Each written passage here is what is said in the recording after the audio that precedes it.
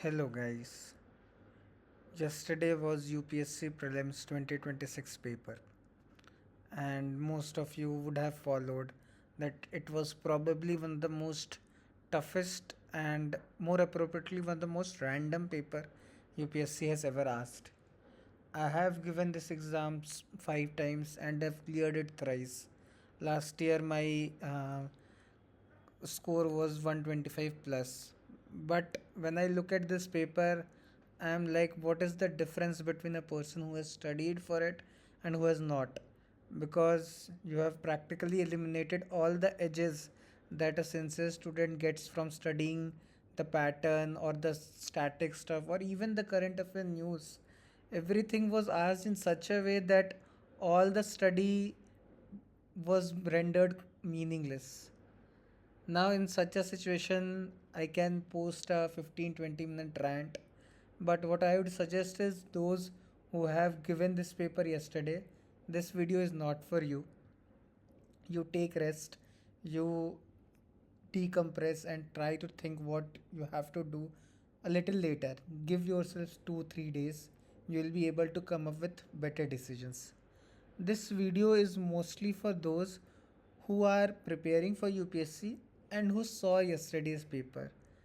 And for those, this paper could be quite confusing as well because suddenly you don't know what to read.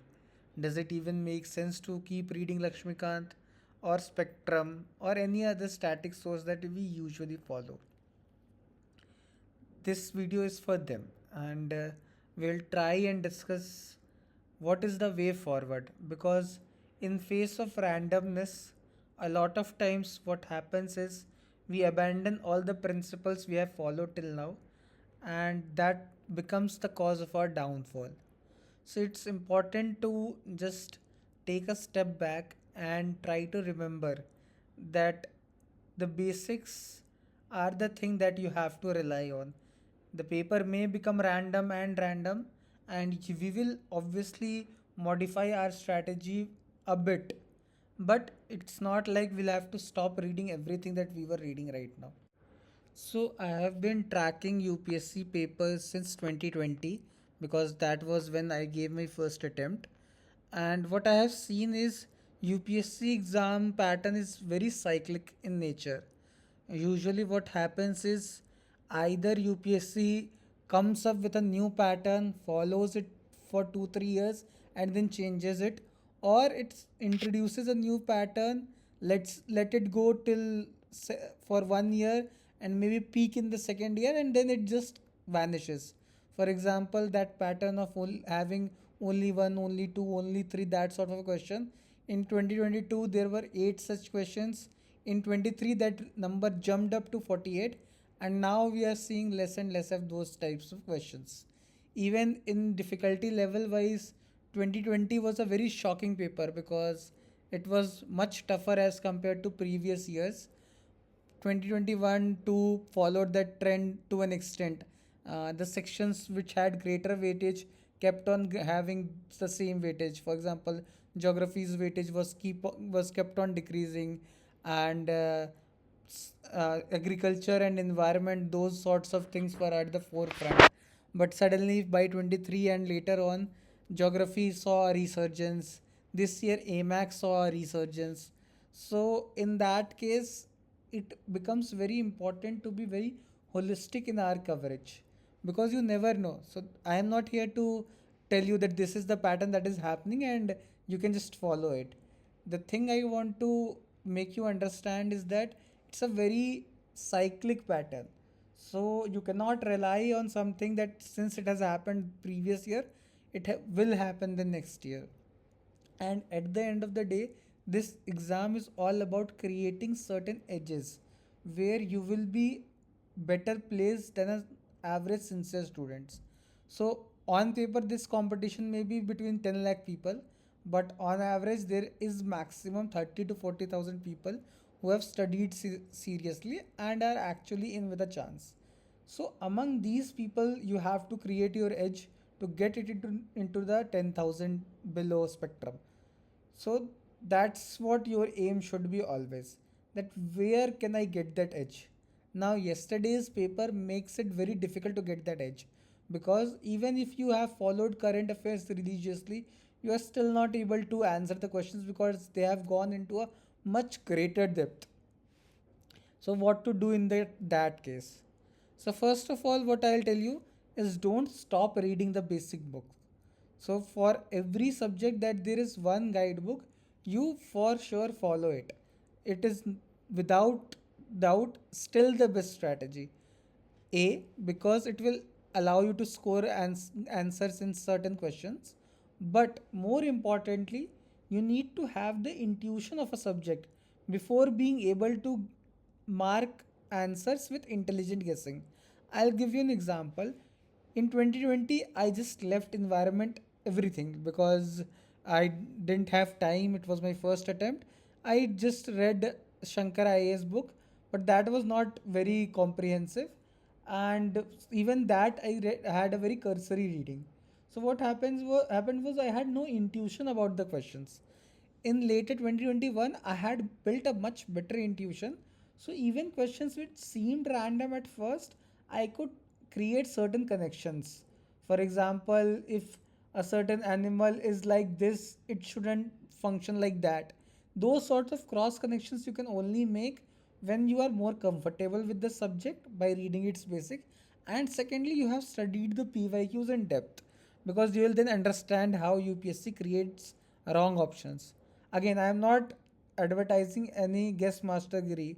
What I am trying to drive home is that you need to understand the subject and you need to understand how UPSC asks questions from a subject. So that is the first thing, that you do not need to abandon your basic. Now, the second thing that is there is you have to pick 3 or 4 areas where you feel that you will score higher than an average aspirant. So you cannot be at a medium level in all the subjects, because then it might not be enough. You will still be relying on luck. For example, after 2023 paper, when I was giving 2025, for me the edges lied in few places. First, I went much deeper into ancient history because I felt that there was an increasing trend in its questions and the questions were very obscure. So I kept on trying to find new and more PDFs or content where I could have a good summary. So always remember, you have to settle on one final source. At max you can have a one basic source and one additional source. That is the limit. But you have to wander around a little bit before finalizing that additional source. For example, before 2025 I found this XIAS site. They had this BTS series, and for ancient history I don't think anyone has covered it more comprehensively. It may happen that I still do not get an edge, but even if I score one more extra question, I think there was a question about some king who was known with 2 3 4 names. I am not exactly remembering which king it was, but that was the question I could do because I had studied their PDF, and it was very bulky. Let me tell you, it was not easy to read, and at certain points I felt that should I read this or not. But the point is, again, you have to create those edges. So this is one way I created an edge. Second, I saw science and technology current affairs is another aspects where I could have an edge given my technical background. So there also I tried to source as much content as I could. But I didn't do the same thing for environment. Environment, I thought that okay, beyond that I won't go. I will cover the basics.